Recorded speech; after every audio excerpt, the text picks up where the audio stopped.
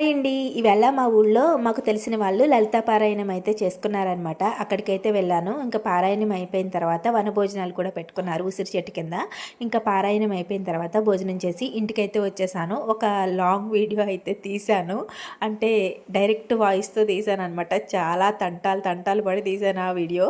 అంటే డైరెక్ట్ వాయిస్‌తో మాట్లాడడం అస్సలు రాదండి. గుర్తుండేవి కూడా మర్చిపోతూ ఉంటాననమాట వీడియో స్టార్ట్ చేసిన వెంటనే. అందుకని అలా చెప్తున్నాను. ఇంక వీడియో ఎలాగో తీసేసాను. అయిపోయిన తర్వాత టీ అయితే పెట్టేసాననమాట. నిన్న తేగలు తెచ్చుకున్నాం కదా! అవైతే తింటున్నాను. ఇంక టీ తాగేసిన తర్వాత మళ్ళీ ఈవినింగ్ పనులు స్టార్ట్.